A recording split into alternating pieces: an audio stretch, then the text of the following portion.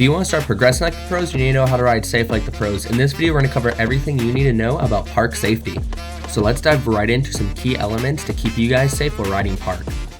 So the biggest one key tip I can possibly give you guys is, you know that orange sign right when you ride into the park that's going to be always there but no one actually ever reads it? Make sure you guys read it because it's got some super duper valuable information that's going to help you guys progress like smartly and safely. So SMART stands for start small. Guys, just work your way up, don't go huge. Like start with the small jump, then work your way up to the big jump. M, make a plan. Every feature, you should go look at it, make a plan, know what you're gonna do, so when you come up to it, you're not gonna be unexpected by a gap to rail or anything like that.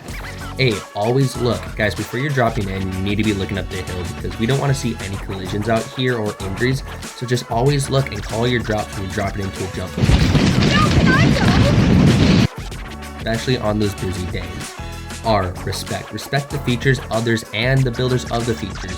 Because respect, I feel like, is a really big one where we don't see a whole lot of it anymore out there, and it's really, really nice to see when there is a person that goes and respects the feature and takes care of it, and who's not just going to keep sending it off the side and that. Because as much fun as it is to huck it off the lip and stuff instead of hitting the feature, it can be kind of annoying when the feature's all rutted out at the end of the day. And moving on to T. Take it easy. Know your limits, land on your feet. If you guys don't know your limits, you got to know like where you can push yourself. It's always good to progress, but you never want to just go too hard, especially on like a bad day. You want to slowly just take it easy, make sure you know your limits and how to land on your feet. And here's another one of those tips that just really gets overlooked, and because people think it's like a fashion statement and whatnot, guys, just always make sure you're wearing your helmet. I know there's a lot of guys that don't like it because they don't think it looks good or it's uncomfortable, but a helmet is really going to help protect your head. Concussions are super duper easy to get in the park because your head's pretty vital, and it's very vital, and it's super easy to hit and bang around. So guys, make sure you're just always wearing a helmet and proper protection gear.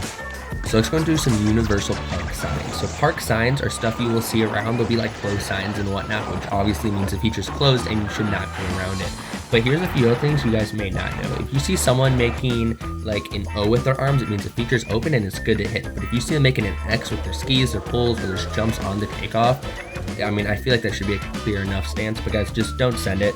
Right now, it probably means there's someone injured in the landing and you can probably not even see them from where you're at. So if you see like a close, an X, just go around it or help out, see how you can help. But normally it's best to just keep your distance. And what should you do if someone gets hurt? Well, the first thing you should do is see if someone's helping them. If there's already someone with them, like a buddy, make sure that buddy stays with them because they know what happened, and it's going to really help the ski patrollers because they'll need to write up a report. Ski patrol is free, so make sure if no one has already got the ski patroller, run down, go grab them. They're going to be located at the bottom and top of the hill. If you guys look at your map, you can see where the locations are at your local hill. If and when someone does get injured, the biggest thing to do is try not moving them unless they're in the way. If they're like in a landing or something, you should probably try seeing if they can move themselves, or if you can kind of help them just get out of landing so you can get the feature back open and so no one will hit them. But if someone is like critically injured, you want to make sure you don't move them. The feature gets closed off right away. Make that big X so no one's going to hit into them. You get ski patrol there right away so they can help them. The only time you should move someone is if they're about to throw up and they're laying on their back, because throwing up can actually make them choke on it. So if they're like throwing up and they're on their back, it's normally best to just flip them over so they don't start choking on their own throw up. So let's quick touch on respect here. So make sure, guys, when you're like having respect, have respect for the park, the people, the other riders there, the features, because no one likes it when there's a super rutted out jump from people just flying off the side of it. So make sure when you're in the park, if you're going to hit the feature how it's intended.